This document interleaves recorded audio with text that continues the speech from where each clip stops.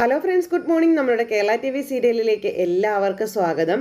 അങ്ങനെ നമ്മുടെ അനിരുദ്ധും അനന്യയും പ്രതീഷിൻ്റെ കയ്യെ കാലെ പിടിച്ചു പറഞ്ഞു, നീ ഇങ്ങനെ ഒരു തീരുമാനം എടുക്കരുത് എന്നൊക്കെ പറഞ്ഞു. അപ്പോൾ അത് കേട്ട് കഴിഞ്ഞപ്പോൾ എൻ്റെ മോളെ എന്നിൽ നിന്ന് അകറ്റുകയും അതുപോലെ എന്നോട് മര്യാദകേട് കാണിക്കുന്നവരോടും ഇനി എനിക്കൊന്നും തിരിച്ച് കാണിക്കേണ്ട കാര്യമില്ല എന്നിങ്ങനെ പറയണം. അപ്പോൾ ഇവരുടെ ജീവിത സാഹചര്യങ്ങൾ, ഇവർ രണ്ടുപേരും സ്വരമോൾക്ക് വേണ്ടിയാണ് ഇന്നും ഒന്നിച്ച് ജീവിക്കുന്നതെന്നും അല്ലെന്നുണ്ടെങ്കിൽ ഇവർ പണ്ടേ പിരിഞ്ഞു പോയേനെ എന്നുള്ള കാര്യങ്ങളൊക്കെ ഇങ്ങനെ നമ്മുടെ അനിരുദ്ധ് പറയുമ്പോൾ, നിങ്ങൾ തമ്മിൽ എങ്ങനെ ജീവിച്ചാലും, അതിപ്പോൾ ഒരുമിച്ച് ജീവിച്ചാലും അകന്ന് ജീവിച്ചാലും ഇതൊന്നും തൻ്റെ പ്രശ്നമല്ല എന്നുള്ള കാര്യങ്ങൾ പറയുവാണ് നമ്മുടെ പ്രതീക്ഷ. തനിക്ക് അതൊന്നും തന്നെ ബാധിക്കുന്ന കാര്യങ്ങളുമല്ല എന്ന്, തനിക്ക് തൻ്റെ മകളെ തിരിച്ചു കിട്ടണമെന്നും അത് നിങ്ങളായിട്ട് തന്നെ ചെയ്തു തരണമെന്നും പറഞ്ഞു. എൻ്റെ സ്വരമോൾ എൻ്റെ സ്വന്തമാണെന്ന് നിങ്ങൾ തന്നെ മോളോട് പറയുകയാണ് വേണ്ടതെന്ന് പറഞ്ഞുകൊണ്ട് പ്രതീക്ഷ ഇങ്ങനെ പറയുക, ഇനിയും അത് വെച്ച് നീട്ടാൻ പറ്റില്ല എന്നും. അപ്പോൾ അനിരുദ്ധാണെന്നുണ്ടെങ്കിൽ കയ്യെ കാലെ പിടിച്ച് പറയുന്നുണ്ട്. പ്രതീക്ഷ പറയുന്ന കാര്യങ്ങളെല്ലാം കേൾക്കും തോറും നമ്മുടെ അനന്യയ്ക്ക് ടെൻഷൻ ആവുന്നുണ്ട്. അനന്യയ്ക്ക് അറിയാം കയ്യിൽ നിന്ന് പോയി, കാര്യങ്ങളെല്ലാം കയ്യിൽ നിന്ന് പോയി എന്നുള്ളത്. അങ്ങനെ അനന്യ ആകെ വിഷമിച്ചിങ്ങനെ അവിടെ നിൽക്കുക. ഈ സമയത്ത് പ്രതീക്ഷ പറഞ്ഞതിന് ഒരു മാറ്റവും ഇല്ല എന്ന് തറപ്പിച്ച് പറഞ്ഞുകൊണ്ട് നമ്മുടെ പ്രതീക്ഷ അങ്ങനെ അങ്ങ് പോണു.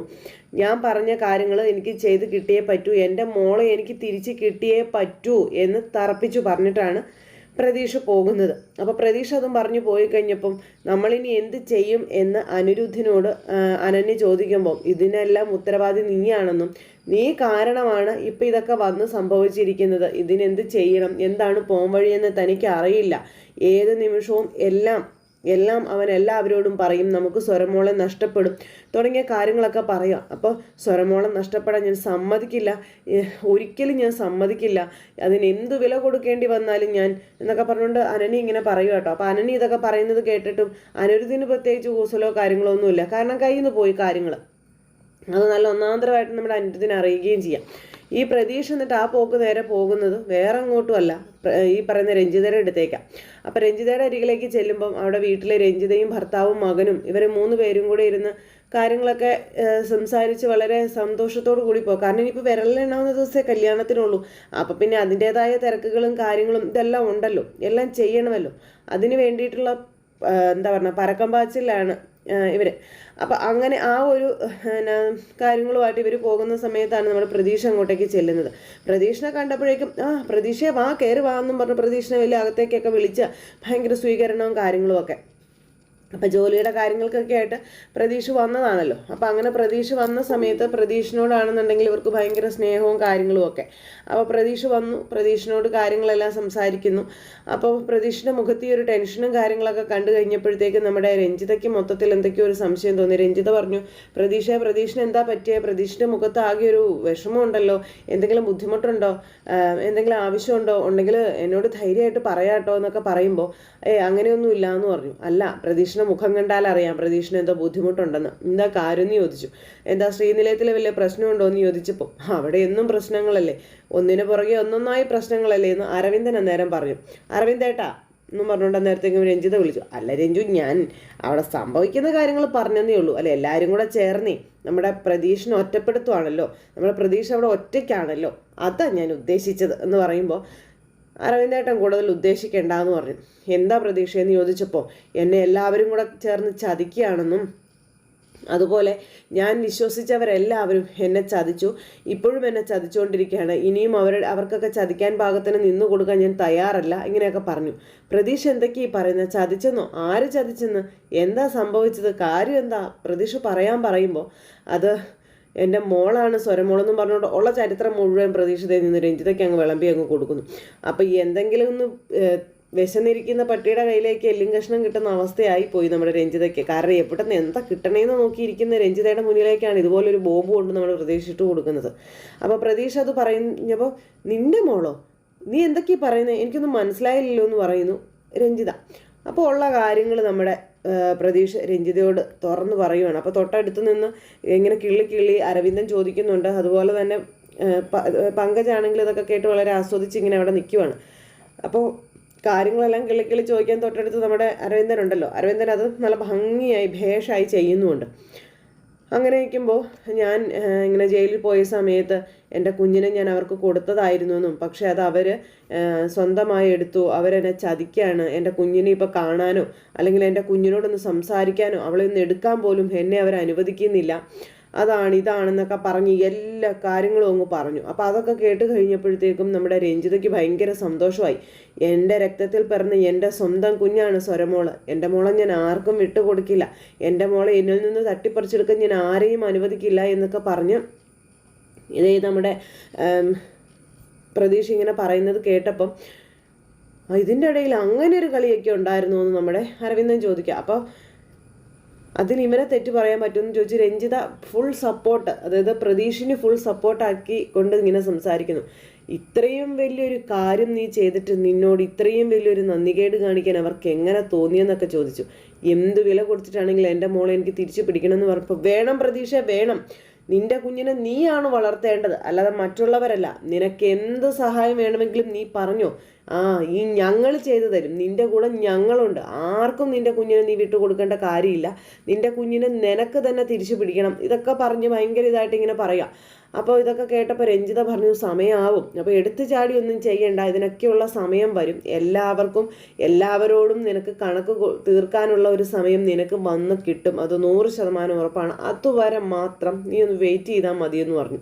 അപ്പോൾ അതുവരെ മാത്രം നീ വെയിറ്റ് ചെയ്യാൻ പറഞ്ഞു കഴിഞ്ഞപ്പോഴത്തേക്കും രഞ്ജു എന്നും പറഞ്ഞ് എന്നാലും അങ്ങനെയാണോ രഞ്ജു എന്നൊക്കെ ചോദിച്ചുകൊണ്ട് അരവിന്ദൻ. അപ്പോൾ രഞ്ജിതയാണല്ലോ കാര്യങ്ങൾക്ക് തീരുമാനം ഉണ്ടാക്കുന്നത്. അപ്പോൾ രഞ്ജിത പറഞ്ഞു നീ ഒന്ന് വെയിറ്റ് ചെയ്യേ, ഇന്ന പോലെ കുറച്ച് കാര്യങ്ങളുണ്ട്, നമുക്കത് ചെയ്യാം എന്നൊക്കെ പറഞ്ഞുകൊണ്ട് നമ്മുടെ രഞ്ജിത ഇങ്ങനെ പറയുന്നു.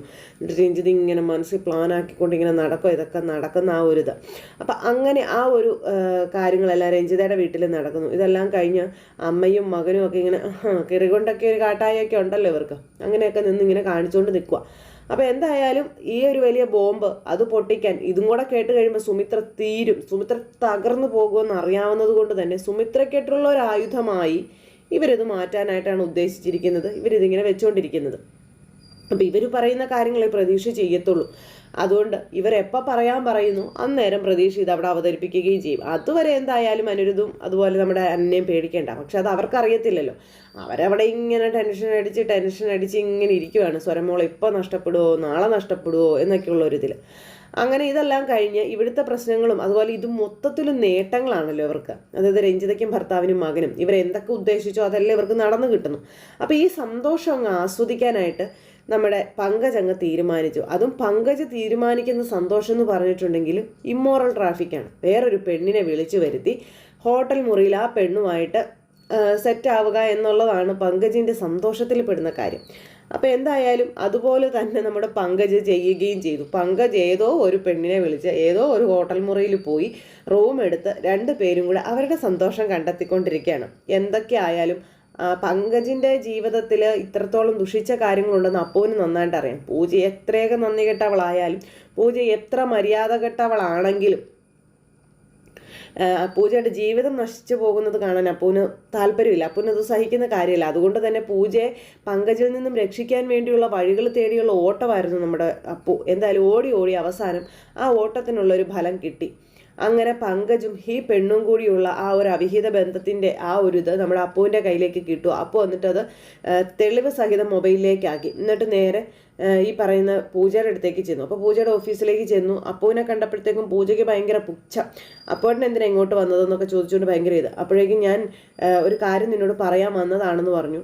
എനിക്ക് നിങ്ങൾ പറയുന്നൊന്നും കേൾക്കണ്ടെന്ന് ചോദിച്ചു. അപ്പോൾ പങ്കജ് വന്നില്ലേ എന്ന് ചോദിച്ചു. പങ്കജ് ഇന്ന് വന്നിട്ടില്ല. പങ്കജ് വരില്ല, അവൻ എവിടെയാണെന്ന് അറിയാവോ എന്ന് ചോദിച്ചപ്പോൾ അപ്പോട്ടാ പങ്കജിനെ കുറിച്ച് വേണ്ടാതീനം പറയാനാണെങ്കിൽ അപ്പോഴേട്ടൻ എന്നോട് പറയണ്ട, അപ്പോഴേട്ടൻ അത് എന്നോട് പറയരുത്, അല്ലെങ്കിൽ അതിനു വേണ്ടി എന്നെ വിളിക്കരുതെന്ന് ഞാൻ അപ്പോഴോട് പറഞ്ഞല്ലേ എന്ന് ചോദിച്ചു.